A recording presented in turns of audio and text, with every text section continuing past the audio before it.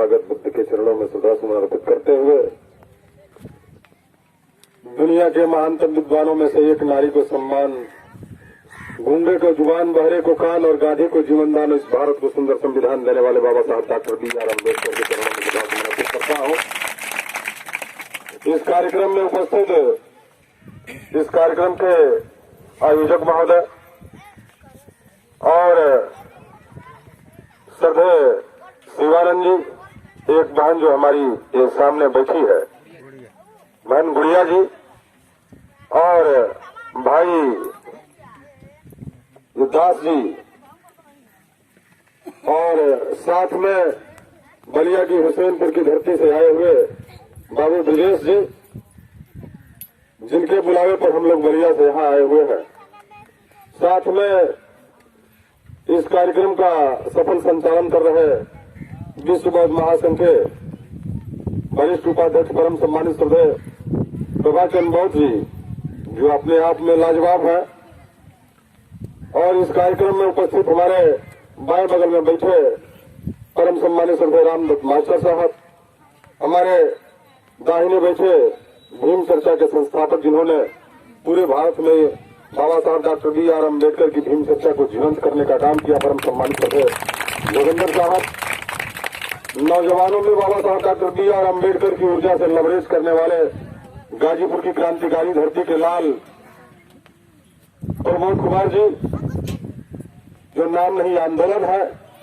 और इस कार्यक्रम में उपस्थित है विश्व बौद्ध महासंघ के बहुत ही अच्छे वक्ता, जिन्होंने अपना भी समय हमको दे दिया, परम सम्मानित श्रद्धेय शिवानंद कौशिक साहब, जो पेशे से अध्यापक है, हमारे सब चल के आए चंदायर की धरती से सामाजिक चेतना मंच के बहुत ही अच्छे कार्यकर्ता और बहुजन समाज के सिपाहियों में जिनका नाम बड़े अदब और तहजीब के साथ लिया जाता है, परम सम्मानित धर्मपाल भारती जी, इस गांव के लोकप्रिय प्रधान परम सम्मानित श्रद्धेय दीनानाथ साहब, और परम सम्मानित श्रद्धेय वासुदेव जी, दर्शक दीर्घा में बैठी सम्मानित माताएं बहनें, और बहुत कम संख्या में दिखाई देने वाले हमारे नौजवान साथियों, जिनको देख करके कुछ बात मन में है, इसके विषय में आपको बाद में हम बताएंगे। सबका हार्दिक स्वागत, वंदन, अभिनंदन, खरमंदन इस्तकबाल करते हुए मैं बहुत ज्यादा आपका समय नहीं लूंगा, इसलिए कि समय जो है बहुत कीमती है और आपने अपना अपना कीमती समय देकर के यहाँ उपस्थित होने का काम किया है। मैंने शुरुआत में दुनिया के महान वैज्ञानिक तथागत बुद्ध और बाबा साहब डॉक्टर बी.आर. अम्बेडकर का नाम लिया, और मैं उस महान शख्सियत,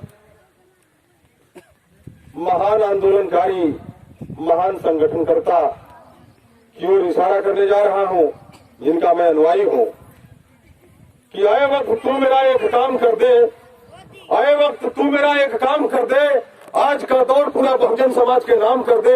हर घर में भीम पैदा न हो न सही, लेकिन हर घर में पैदा एक कांतिराम कर दे, एक कांतिराम कर दे। अगर माननीय कांतिराम साहब अगर हमारे पीछे नहीं आए होते तो आज हमारा समाज इतना आंदोलित नहीं होता।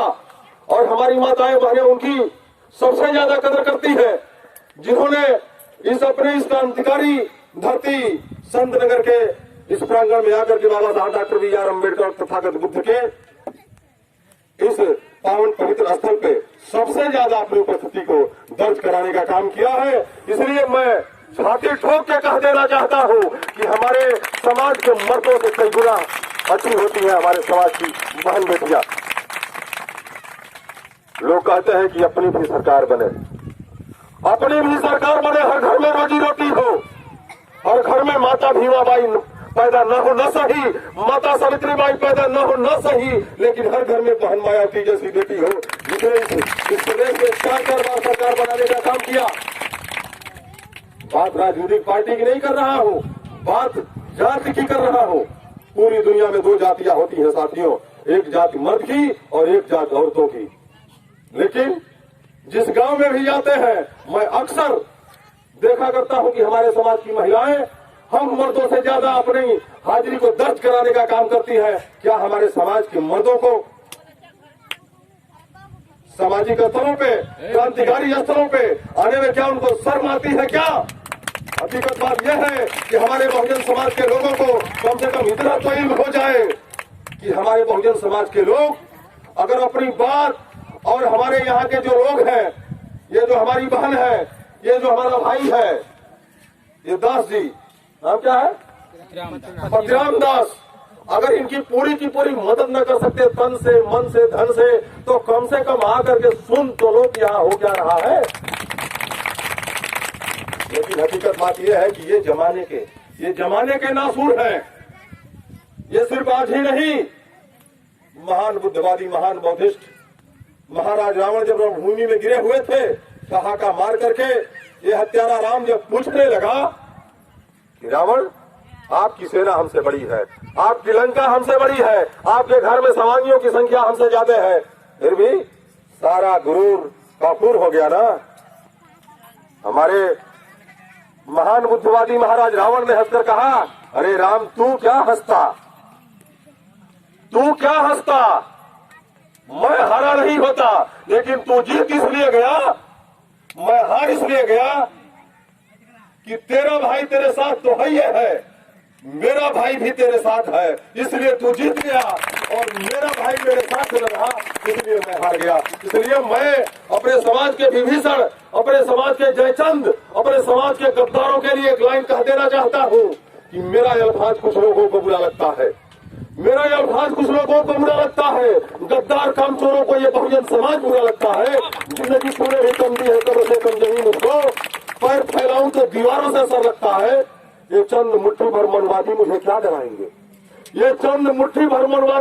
डराएंगे, अरे मुझे तो गद्दार अम्बेडकरवादियों से डर लगता है,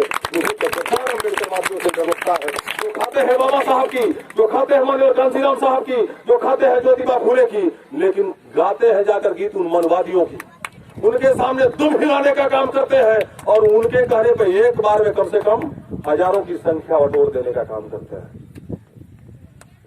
कुछ ऐसे भी हैं हमारे समाज के नालायक, जो कहते हैं कि भाई हम तो गए थे बुलाने, लेकिन जब लोग न सुने, लोग नहीं बुलाने पर आए, तो इसलिए हम कहीं जाना छोड़ दिए, लोगों को इकट्ठा करना छोड़ दिए, सभाएं करना छोड़ दिए, लोगों को आंदोलित करना छोड़ दिए। अरे शर्म तो करो, तुमसे अच्छे तो मुर्दे हैं, मुर्दे। कम से कम मर जाने के बाद 4 लोगों को अपने पास तो बुला लेते हैं, तुमको जिंदा भी इंसान हो, अगर इतनी ताकत नहीं कि 40 आदमी को भी अपने पास बुला सको। हौसला पैदा करोगे तो हकीकत में तुम्हारे सामने कोई टिकेगा नहीं, क्योंकि अपनी औकात को जिस दिन पहचान गए तो मान्यवर समझे कांसीराम साहब के कारवा के असली सिपाही कहे जाओगे। क्योंकि प्रकृति ने भी जिस जानवर के साथ सबसे बड़ा धोखा किया, उसको अपने समाज को सीख देने के लिए मान्यवर कांसीराम साहब ने अपने पार्टी का सिंबल रखा हाथी। वैसे ही हमारा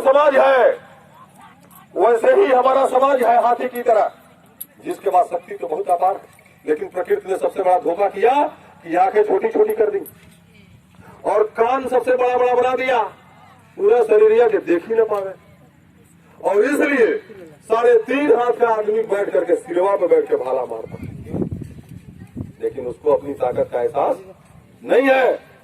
लेकिन हमारे लोगों को ये सोचना पड़ेगा कि हमारी ताकत 85% की है। अब 85% में कौन कौन लोग आते हैं? सिर्फ चमार नहीं, चमार कोरी को हर वहां जो धोई पासी लोनिया के लिए हरिगढ़ माझी मल्ला धीवर बिन मला एससी एसटी ओबीसी और माइनॉरिटी के लोगों को 85 कहा जाता है। कुछ लोग कहते हैं कि हम लोग सिर्फ मूल निवासी। अब बताओ मूल निवासी माने के खाली चमार नहीं, चमार कोरी को हर वहां जाम धोई पासी लोनिया देली हरिगढ़ माझी मल्ला धीवर बिन मला एससी एसटी ओबीसी और माइनॉरिटी के लोगों को मिलाकर के क्या बना? 85। लेकिन जिसका नाम 85 है उसी के चेहरे पर उदासी है। आखिर में ये कैसी लाचारी है जो 85 पे 15 भारी है? वो 85 पे 15 भारी है, वजह यह है कि हमारे समाज के विभीषण आज भी उनके साथ मिले हुए हैं, उनकी बात सुनते हैं, उनके कहने पर चलते हैं, और बहुजन समाज की आज भी नींव की ईंट को झटकाने का काम करते हैं। इनको होश में आना पड़ेगा। अगर ये होश में नहीं आए तो गुलाम होने में बहुत दिन नहीं है। अब बताइए यहाँ नौजवान कितने दिखाई दे रहे हैं? जिधर जवानी चलती है उधर जमाना चलती है, जिधर जवानी चलती है उधर जमाना चलता है। लेकिन इस गांव, इस समाज के नौजवानों को मैं क्या कहूंगा जाकर के बलिया में, कि वहां गया था और इनसे ज्यादा संख्या मां बहनों की थी। मैं साधुवाद देता हूं अपनी मां बहनों को जिन्होंने इनसे ज्यादा आकर के अपनी उपस्थिति दर्ज कराई है। मैं यहाँ जनता महान से आह्वान करता हूं कि एक बार इनके नाम पर जोरदार ताली बजाकर उनका हौसला बढ़ाइए।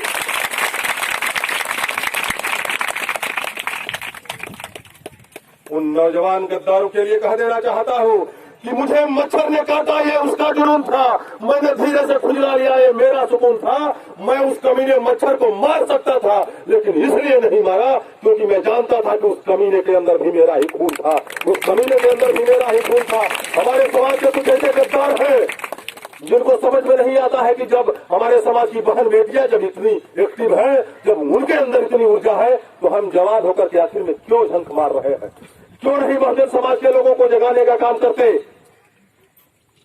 लेकिन ये ऊर्जा का स्रोत, ये ऊर्जा के शब्द ऐसे होते हैं कि अपने लोगों को अपनी ऊर्जा को जगा क्यों नहीं देते? जो तुमको उलझाना चाहता है उसको उसी के कर्मों में उलझा क्यों नहीं देते? अरे जलता है जिन दियों में चिरागे लहू, ऐसे दियों को बुझा क्यों नहीं देते? ऐसे दियों को बुझा क्यों नहीं देते? आखिर में किस बात के नौजवान को? लेकिन यहाँ हमारी माताएं बहनें, हमारे जोगिंदर साहब अपनी मां बहनों को लेकर के बैठे हुए थे। और इस फिल्म चर्चा में क्या चलेगा? यही न चलेगा कि तुहर पांव पूजतानी हो बाबा भीमराव अम्बेडकर। लेकिन यह बात आई गौवा के तीन हवा हीरोवन के नीक ना लागे, उन्हें के ये निक लागी कि तू धरती पे चाहे जहां भी रहेगी, तुझे तेरी खुशबू से पहचान लूंगा। भैया हर जगह खाली ताली मत बजाओ, बतिया सुना जा। तू धरती पे चाहे जहां भी रहेगी, तुझे तेरी खुशबू से पहचान लूंगा। अरे भैया आदमी है कि कुकुर, इतना सुने वाली शक्ति तो उन्होंने तो लगे हो, तू के सुनते रे बुर्बक।